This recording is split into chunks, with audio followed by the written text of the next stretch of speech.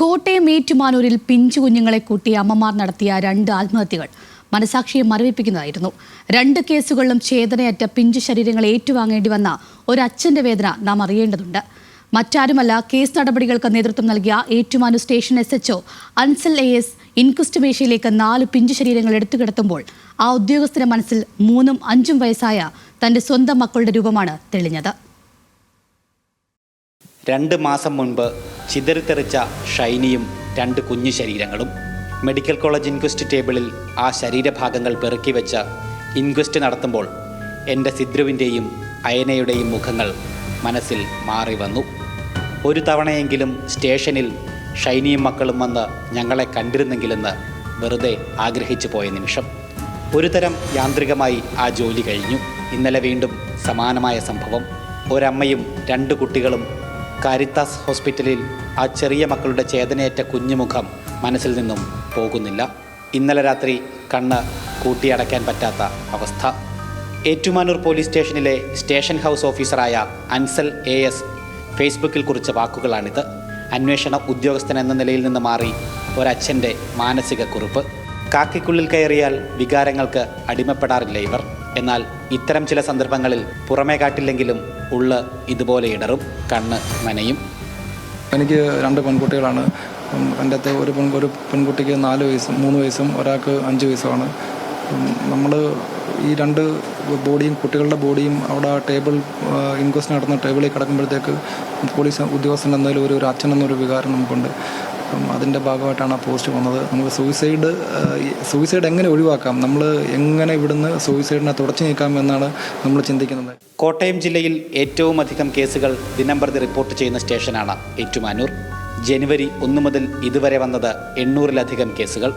അതിൽ 500-ലേറെയും കുടുംബ പ്രശ്നങ്ങൾ. മദ്യപാനവും ലഹരിയും കുടുംബങ്ങളെ തകർക്കുന്നത് ഒരുപാട് കണ്ടവരാണ് അൻസൽ ഉൾപ്പെടെയുള്ള ഇവിടുത്തെ പോലീസ് ഉദ്യോഗസ്ഥർ. പ്രശ്നങ്ങൾ നിലനിൽക്കുന്ന ഓരോ കുടുംബത്തിനും ഓരോ നോട്ട് ബുക്ക് SHO ഇവിടെ കരുതിയിട്ടുണ്ട്.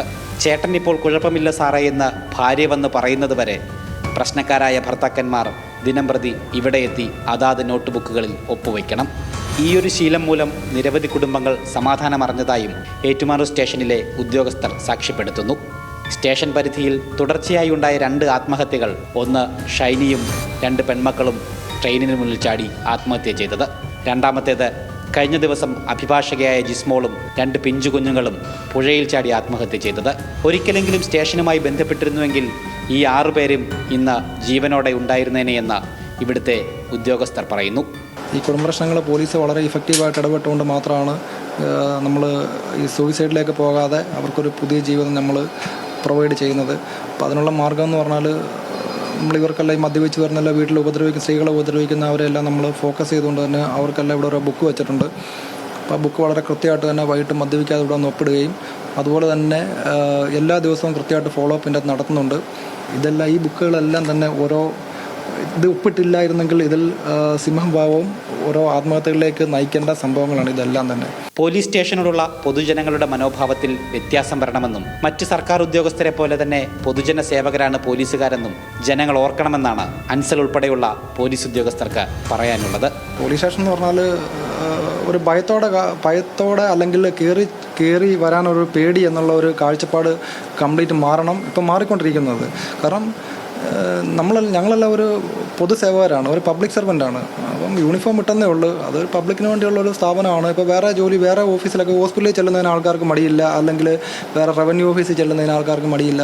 അപ്പോൾ അത്തരത്തിലൊരു കാഴ്ചപ്പാടിലോട്ട് പബ്ലിക്ക് വരണം. എങ്കിൽ മാത്രമേ നമുക്ക് കൂടുതലായിട്ട് നമുക്ക് ഇങ്ങനെയുള്ള കാര്യങ്ങൾ ഇൻവോൾവ് ആകാൻ പറ്റത്തുള്ളൂ. ന്യൂസ് മലയാളം, കോട്ടയം.